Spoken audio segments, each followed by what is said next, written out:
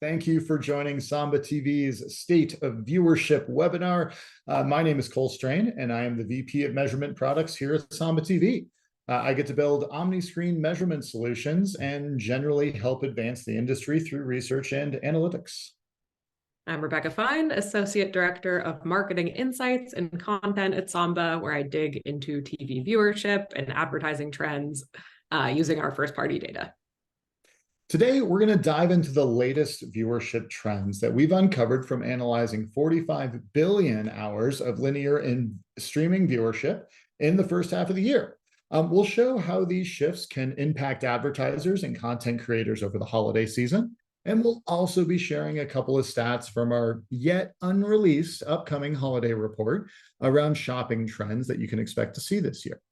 And finally, we'll leave you with a few key strategies to help rise above the noise in the very important final months of the year. But before we dive in, there's a couple of things to note. So number one, we welcome your questions. So you can submit questions through the Zoom Q&A feature at any time throughout the webinar, and we are going to save a few minutes at the end to answer them live. Number two, there will be live polling, which is a really fun part about this. So when you see a polling question, you'll see a prompt come up in Zoom. There'll be a multiple choice question, and then you can choose to answer if you would like to participate. All right, so that was a quick introduction. Let's talk a little bit about Samba and where we collect the data that is, fueling the insights you're going to see from us today. So Samba TV gathers viewership data through our proprietary automatic content recognition technology, which we commonly call ACR. We collect viewership from 48 million global smart TV devices and analyze all of that viewership taking place on the screen. And there are two really big things that I want to make sure that everyone walks away with. And so first, Samba is the only independent TV ACR company, which means that we're not owned by a single TV brand. Instead, we partner with over 20 brands of TVs globally. And this diversity of TV brands is important because it helps ensure that our data is truly representative, meaning we're capturing data from all combinations of feature sets, as well as all price points of TVs. Second, all Samba TV's analysis is from 100% opted-in households. When folks opt in, they're opting in directly to Samba TV data collection, and they do it directly from the TV. Now, with all of this opted in and representative data, we build this all into a panel to generate our insights. The research panel is core to measurement at Samba. To ensure that all of our insights are representative of the full viewing population, we've curated our TV footprint into a 3 million household representative research panel that is balanced both geographically as well as demographically on age, income, gender, and ethnicity. Our ACR signal best reflects the shifts in modern TV viewership behavior. So we can fully capture as households transition from being primarily linear to primarily streaming viewership. Our ACR panel captures viewership holistically. So whether you're watching live sports on a traditional linear setup or over the air, or streaming Disney Plus on demand, our ACR data will help understand what content is being viewed, as well as what ads have been seen. Being able to capture all types of content viewed on a TV is one of the big benefits of the ACR level analysis. All right. Little bit of background and history and how we get our data. You know how it comes together. I'm actually going to hand this over to Becca to kick us off with some of the latest in TV trends. Let's do it. So we saw a lot of big changes in the TV landscape during the first half of 2023, with consumers responding to new AVOD offerings and growth across FAST services. So let's take a look at some of the most notable trends. So the chart on the right here is showing that linear's average daily reach actually did increase slightly from 2022. But on the left, we see that there are huge generational differences as far as linear consumption goes. So just about 1/3 of Gen Z has a monthly cable subscription, but boomers are at about 60%. So we can really see there kind of who's keeping linear afloat. The takeaway for advertisers here is that linear's audience is really aging out, and as Gen Z's buying power continues to increase, it'll be even more important for them to find avenues like OTT and digital to reach audiences. And now it is time for our first polling question here. Kind of fun, so please respond to the prompt in Zoom. And the question is, which month saw the highest viewership on both linear and OTT? Was it January, March, November, or December? All right, let's give it a second for some answers to come in.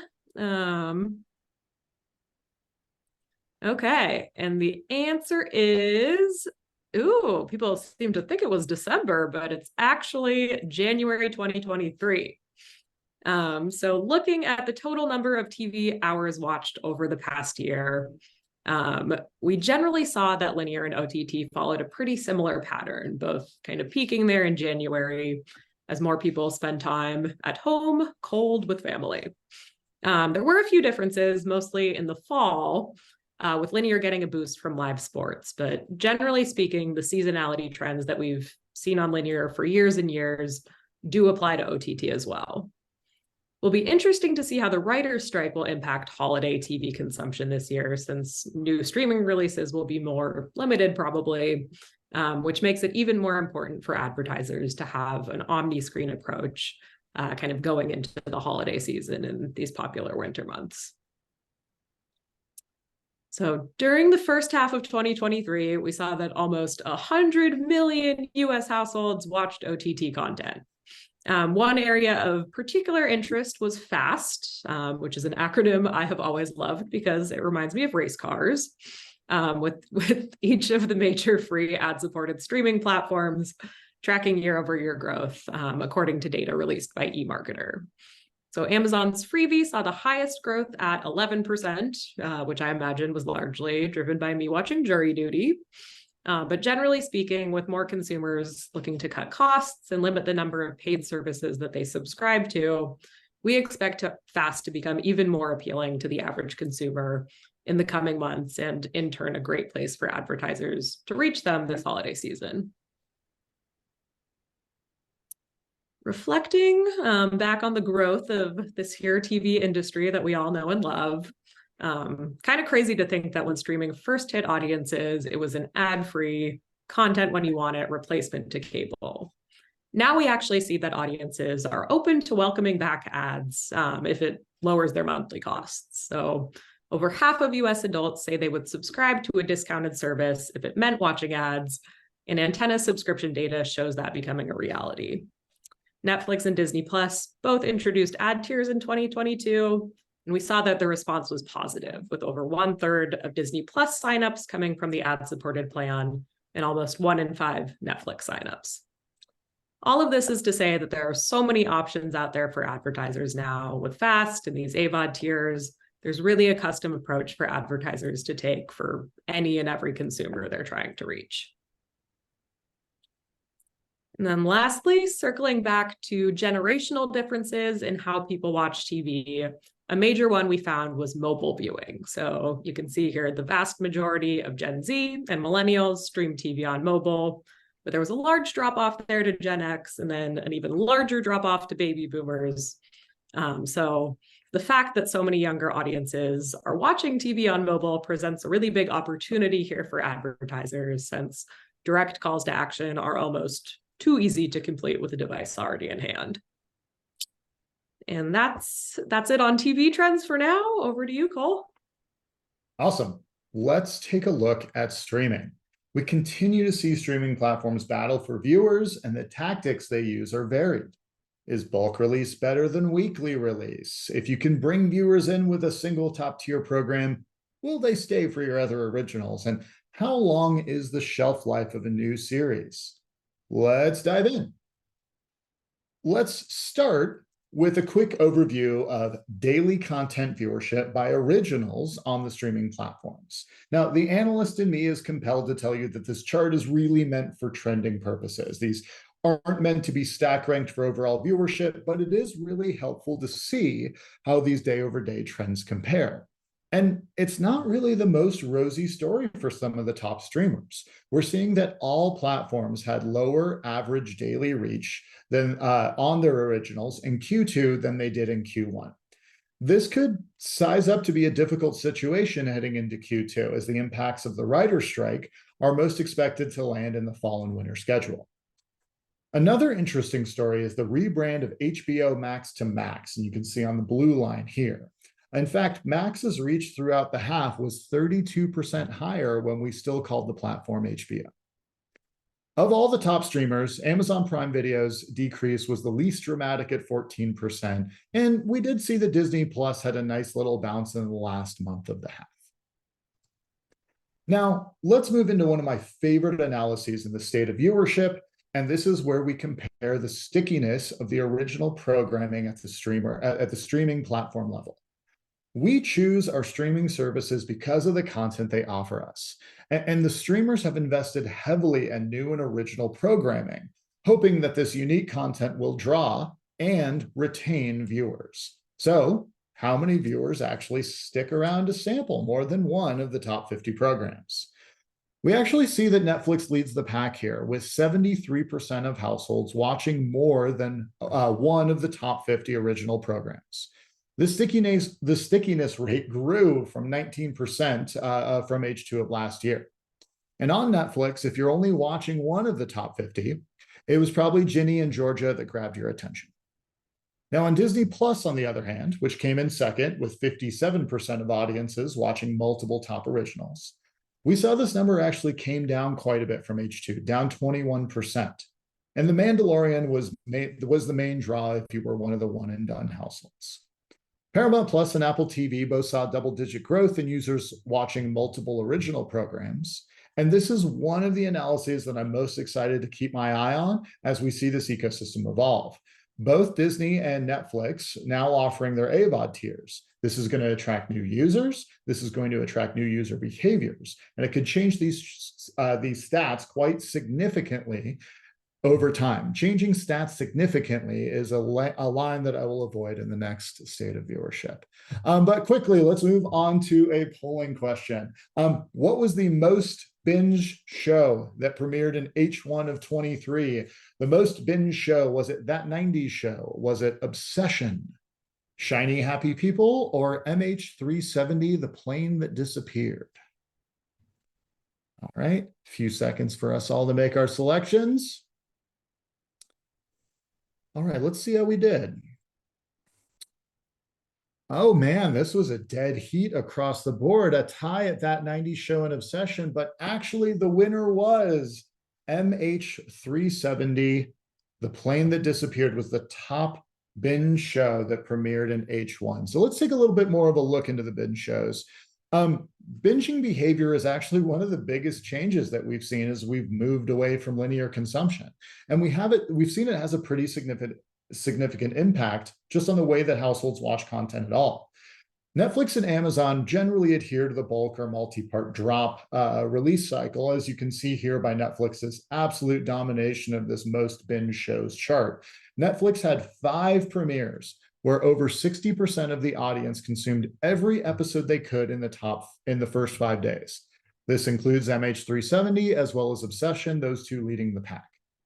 When surveyed, 2/3 of US adults identify themselves as binge watchers. And when we look into our data, we actually observe that almost half of households will binge all available episodes of a show in the first 5 days when they're given a chance.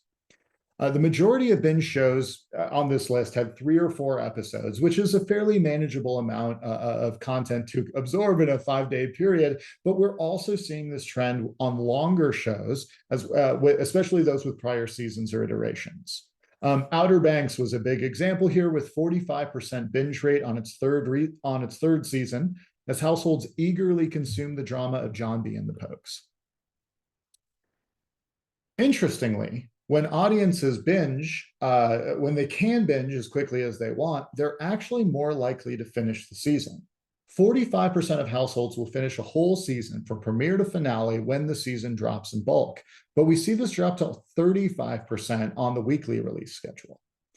Netflix's propensity for bulk release model means that more of its shows get fully consumed.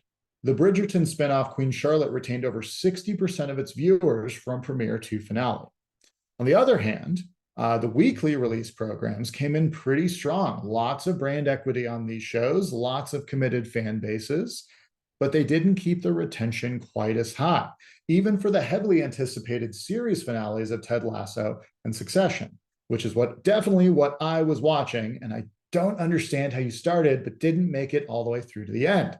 I would highly recommend it. It's not too late. This information is available on demand. But for both bulk and weekly releases, we see that the hottest TV premieres continue to soak up the majority of viewership in the first 2 weeks. In fact, all of the top 50 shows released in H1 saw over half their audiences tune in during the first 15 days.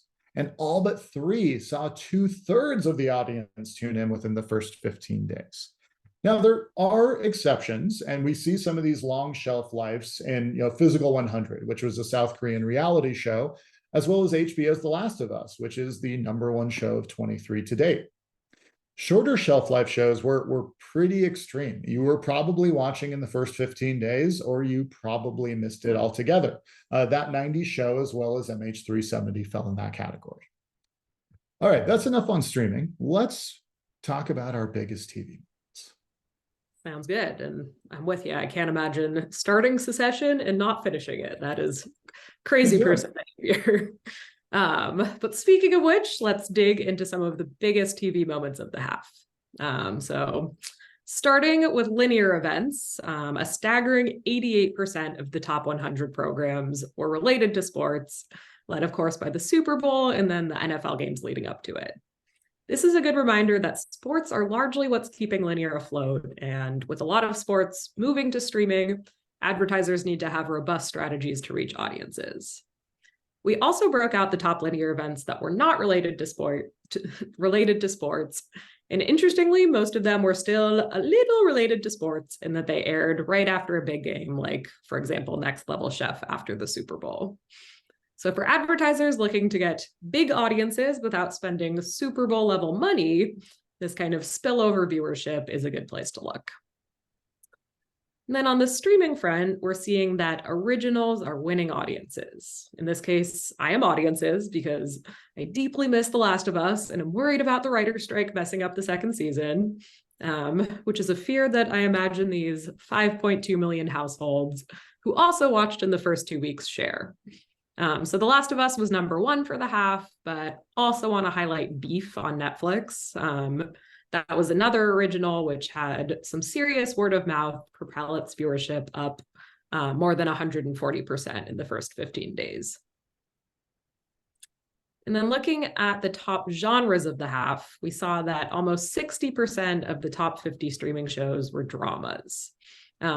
We also know that dramas make up just 8% of programming spend for global streamers, so definitely room there for studios to kind of reevaluate the genres that they're prioritizing, and also for advertisers to make sure that they're really valuing those ad blocks. Going into the holidays, we expect dramas to be the big winners of the season, just given how they're kind of performing so well already.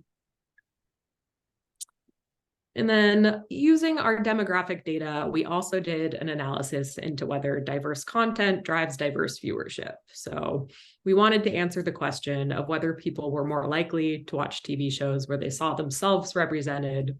And we found that the answer was a resounding yes. So you can see here that there was a positive correlation of 0.67 across Black audiences watching content featuring Black leads, for example. We see that diversity and representation on TV is not just a moral imperative, but it also does make good business sense as the country grows more diverse and the industry must adapt to reach new audiences. The same kind of logic applies to advertising as well. And we've seen that ads are not reaching Hispanic or Asian audiences specifically at a proportional rate, while they're overreaching white audiences. So definitely room to kind of reevaluate targeting and make sure that you're hitting people of all backgrounds. Speaking of ads, let's switch gears to advertising. Back to you, Cole. All right, let's dive in. The most exciting part of the TV industry is the ads. So let's talk about how they're being seen. You've heard this from us before, and you will hear it from us again. There is a concentration issue when it comes to linear advertising. Linear ads are fully concentrated in the top half of TV households. 153 ads to the top 50% of TV viewers, only 14 to the bottom half of TV viewers. That means the top half of TV viewers are soaking up 92% of linear ads. This is a legitimate concern that viewers might be suffering from serious levels of ad fatigue. When surveys, most households, 60% of households would say that as few as 2 to 5 ad airings can be enough to wear them out on a brand. However, frequency is really only part of the story. Let's take a look at attention. Intention is the other portion of the frequency survey. And when surveyed, 8 of 10 adults admit to second screening on their phones while they're watching TV. Now, what you're doing on your phone varies quite a bit based on which generation you're in, but it's more likely to be social and correspondence than it is to be shopping. This is important for advertisers to understand. It impacts how we think about frequency. It impacts how we think about our ad effectiveness models. If only 1 in 3 households are actively shopping while watching, then it's likely you'll need something more sophisticated in your attribution and your media measurement model to truly understand the full impacts of your efforts. All right, now let's jump onto a polling question. Who was the biggest advertiser? Most ad impressions, biggest advertiser in the first half of the year? Was it Target? Was it Walmart, Amazon, or Macy's? Some pretty big names. All right, few seconds to get these in. All right, let's see where we ended up. Amazon was the resounding favorite from the group, but this quarter it was in fact Walmart. As we look at the top retail advertisers for the first half of the year, Walmart, of course, topped the advertising impressions despite a slight contraction. If you guessed Amazon, that was an incredibly solid guess. They came in second, and it was really because look at that pullback, 23% fewer ads than we saw in the half before. So that was likely the result. You should feel good in spirit. You really nailed it. But of all the top advertisers, we saw that things floated, the share of voice floated around 3% for all of these groups. And the top 10 advertisers collectively contributed 27% of the ads served on the biggest screen in the home. Notably, the largest increases in impressions actually didn't make our top 10 list, but brands like Zulily, Sephora, and American Eagle all really increased their TV presence in H1. Some seeing over 30,000% increases in linear ads, indicating a significant shift in their overall marketing strategy. Meanwhile, different advertisers reached different key demographics. Furniture rent-to-own store Rent-A-Center did a very good job reaching younger Gen Z audiences, while Living Spaces, which is more of a own-to-own furniture store, did a very good job of reaching the more established Gen X. All right, we wanted to share a little bit more insights on millennials here because, and this is a bit of a spoiler, but they are going to be the biggest spenders as we come into this holiday season. And kids programming is dominating with toy brands topping the list. And I love this. It's like a perfect storm of Saturday morning cartoon nostalgia. It's Disney Junior, it's Hot Wheels, Netflix is not something we really had during that era when I was watching Saturday morning cartoons, but Netflix is doing a great job reaching the top millennial households for the first half of the year. Over 1/3 of millennials shop online while watching TV, indicating that advertisers might see an opportunity to see some quick turn responses on these programs. And advertisers are also more open to fast and AVOD models. This is a nice combination, but remember that it's only 1/3. Make sure to evaluate your population in full when measuring your advertising effectiveness. All right, let's spend a few minutes on holiday.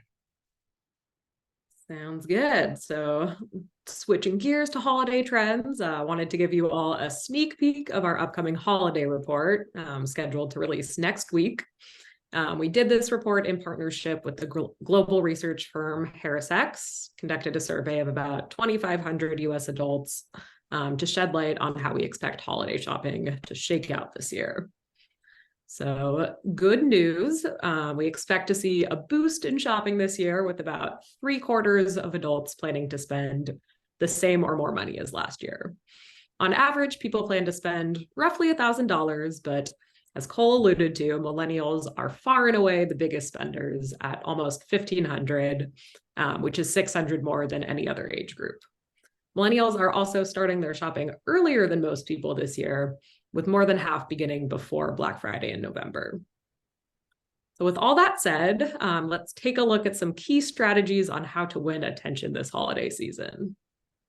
So to start out, use CTV alongside linear to better manage frequency.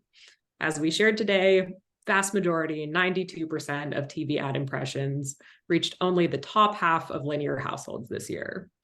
Make sure you're kind of accounting for that and avoiding waste this holiday season, and leverage comprehensive measurement to manage frequency across the new opportunities that OTT presents. Right, next, and supporting this, we'd recommend the use of data for your advanced targeting audiences to reach your households with precision. Consumer habits are shifting. We continue to expect them to shift, especially over the holiday season, as viewers are going to embrace a healthy amount of classic holiday content, me especially. So it's more important than ever to be precise when developing your targeting strategy. Reaching elusive millennials, reaching households who haven't been oversaturated in linear, use of comprehensive first-party data sets like those we do have here, in fact, at Samba TV, would be the type of thing that you should be looking for to make the most out of your ad budgets at this time of year. Next, embrace new opportunities with FAST and AVOD. So with Netflix and Disney Plus ad tiers capturing viewers and fast growth exploding, like what we saw with Amazon's Freevee, advertisers should engage with all of these new strategies at their disposal to find audiences exactly where they are. And a reminder that 72% of US adults are binge watchers, so make sure to align your strategy with bulk release content to kind of maximize reach. Right, next, keep diversity top of mind to reach diverse consumers. You see this from us pretty consistently on State of Viewership. Diverse audiences respond to diverse content, and Hispanic and Asian representation is kind of lacking in TV. Both groups are also underserved in the number of ads they receive. So take advantage of this during the holiday season and increase the diversity in your ad creatives. And then lastly here, drive real life outcomes among Gen Z and millennials with calls to action. So as we shared, these cord cutting younger generations are always with their mobile devices and pretty willing to engage with emerging technologies. Important for advertisers to drive outcomes with these super plugged in viewers, both immediately and in the days after they see an ad, and then also to track how things are performing with comprehensive measurement. And that, I believe, concludes our presentation. Left a few minutes here, so I'm going to start answering your questions live. And don't worry if we don't get to your question today. Our team will be sure to follow up in the coming days to get you some answers. So let's take a look here. Cole, you want to take the first one? Yes. Okay. How are you able to see the daily trends for streaming platforms? I think with ACR data, we are able to capture what occurs on the screen. Most of the analysis you did see from us today is centered around originals. And this is largely because of the technology and engineering investments that we've made in this space. Samba knows, this is where the eyes are going, and so this is where we want our solutions to be going. So we've developed in the last year capabilities that allow us to capture things like live streaming and ingest for streaming and OTT content. This includes both sports, as we see more sporting events moving in the streaming direction, but as well, tentpole events, folks who are rushing home to see a show the moment it drops. We capture that the moment it becomes available on the platform. And we're able to do this with over 2,000 hours of streaming and original content every single month. So it gives a very broad and comprehensive view of the streaming space and the overall streaming behaviors within it. Becca, how about you jump on this next one? Sounds good. Why do we expect millennials to spend more this year? We're running up on time, so very quickly the big answer here is that a lot of millennials are becoming parents, and the biggest holiday spenders we've seen year after year are parents. People spend the most on their children. That was one of our questions in our survey recently with Harris X. So that's kind of what's driving millennials to spend more, along with some other factors. So definitely check out our holiday report releasing next week to get some more insight into that. Everyone, I'm sorry, we are actually out of time. So I thank you so much for the questions. We will make sure to respond to them. Thank you so much for the time with us today. We appreciate the extra minute in everyone's schedules. If you have further questions, you want to learn more about Samba or our solutions, please reach out. Either someone you know directly or on our website would be fantastic. As mentioned, you can download the State of Viewership report on our website, and we'll be sharing around a link here shortly for everyone who joined today. And then also next week, our holiday report will be coming out with all of the insights that you saw a couple of teasers on today. So stick around for those next week. That is it for today. Thank you so much. Enjoy the rest of your day, and we'll see you in H1 for the next State of Viewership.